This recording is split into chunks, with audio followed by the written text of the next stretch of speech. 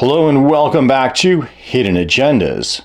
For our starting point for really almost any issue in society, especially the environment, we should consider that our society, in fact most societies on the planet now, are really largely dominated by entrenched commercial interests. This goes to the media and to the politics. So one way people can wrest control of that and try to transition towards a greener economy is through their investing choices. And specifically, did you know that if you own shares in a company, meaning if you own stocks in a company, individually, you have a right to vote those shares. Capitalism is a one share, one stock, one vote system, or at least within the corporate voting world. That's as best as I understand it. A little different than democracy itself, which is supposed to be a one person, one vote system. And this really gets us to the beating heart of the controversy over environmental social governance investing, or ESG investing, sometimes also called value investing or socially responsible investing. Now, if you don't own stocks individually, then it's going to be the mutual fund or the exchange traded fund that might be the one to have the voting rights. But whether you do or don't own stocks, this is going to be very educational for you. Specifically today, I'm looking at Tyson Foods. Now, we all get a lot of junk mail in the mail. So one piece of mail that I used to get, and I didn't always look at them, were these things called proxy voting statements or proxy voting ballots. And they're going to list the issues that you as the stockholder can vote on at their annual shareholder meeting.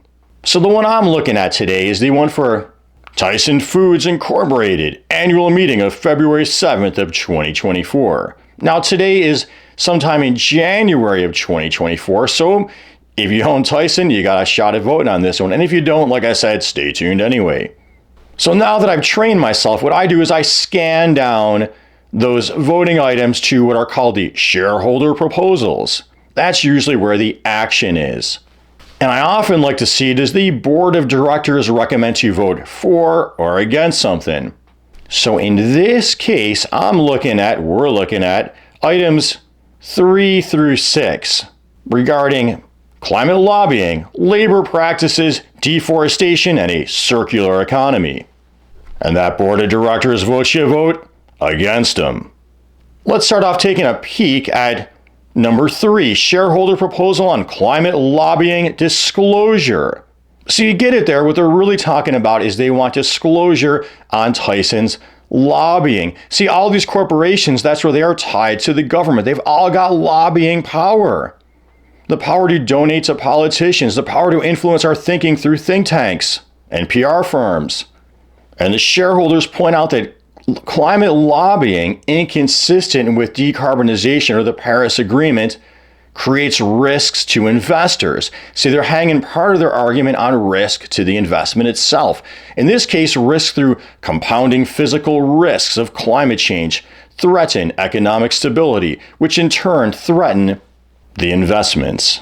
Yet despite Tyson's stated commitments to reach net zero by 2050, Tyson reports membership in trade groups that have taken negative positions on recent climate legislation.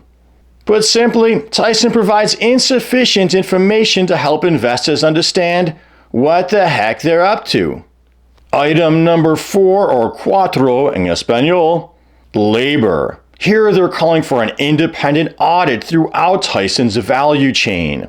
They cite the March of 2023 Department of Labor found use of child labor in Tyson's Arkansas facility. Despite Tyson's no-tolerance policy, the company is not disclosing information. 10 states have introduced bills to roll back child labor protections. The majority of them, their states, are home to Tyson's meatpacking plants. And I'm just wondering, are the majority of those states Republican dominated? No offense if you're Republican, but come on, isn't that part of the playbook? And they go on to cite that Tyson has not opposed these bills. Arkansas, where Tyson is headquartered, recently approved one. And that looks mighty suspicious. Furthermore, Tyson ranks 5th highest for severe worker injuries, including amputations. Numero 5, or number 5, deforestation. Tyson uses beef, palm oil, and soy, commodities that are leading drivers of deforestation, responsible for 15% of greenhouse gas emissions, primary drivers of biodiversity loss, and yet, they really interestingly point out 40% of the world's economy relies on biodiversity and, quote, natural capital. Well, wow, I found that really interesting. 40% of the world's population is basically living off of the earth which this runaway commercial system is really running into the ground, unnecessarily so, not providing real value, but detracting value. And here again, the shareholders justify on business grounds their proposal by the fact that they're pointing out that companies that do not eliminate deforestation-linked commodities are vulnerable to regulatory risk.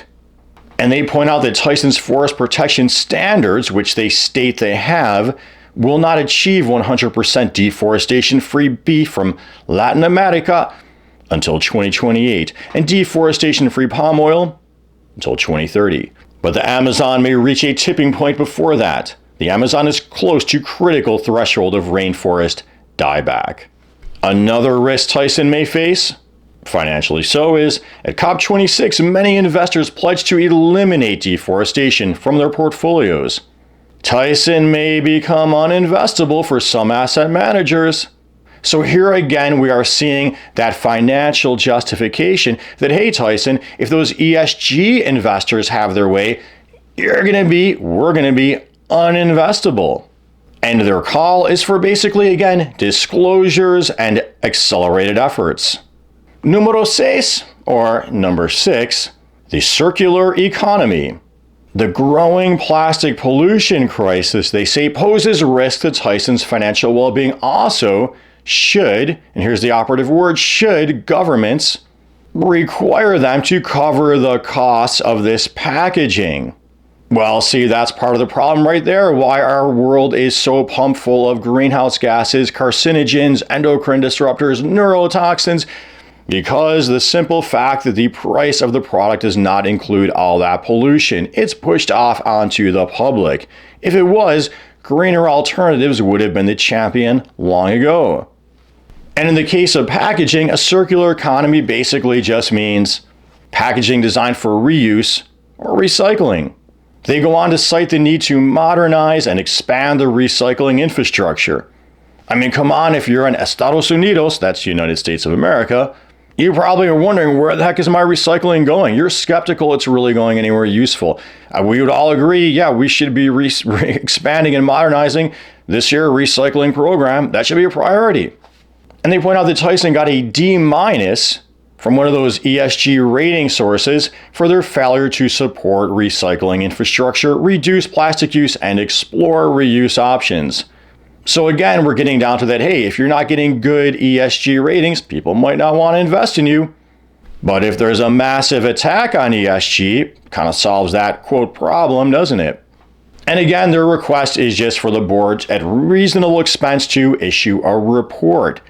So you can see, number one, this really all comes down towards calls for disclosure. They just want to know what is going on in the corporation. Shouldn't we all know about that? And they justify their risk to investors on a business purpose is, hey, if people wake up and start regulating all this pollution, saying, you know what, you got to pay the price of this deforestation in the Amazon. You got to pay the price of all this plastic waste. Rather than just push it off onto the public, push it off onto future generations, your business costs are going to go up. And you're going to look bad to ESG investors. And that's why they want to have like that climate lobbying disclosure the shareholders do and the board's against it, because they want to know, what are these trade associations that Tyson's putting their money into? Who are they influencing to try to undermine these kind of regulations that would benefit us all? Are they even funding PR organizations that attack ESG investing? That's what they want to know. Reasonable requests. So what I did, and what you could do, is just vote against the board of directors in cases like this. Well, anyway, hermano y hermana, brothers and sisters, friends, I hope this helped. You found it interesting, useful, a bit entertaining. I slipped into some native accents during this one. And if you did, let me know. Let me know what you thought. Click, comment, subscribe, like. Click that there notification bell, and please become a donor at Patreon. Thank you, Belle LaGrucci, Environmental Coffee House, Esther C. And as always, until next time, peace be with you.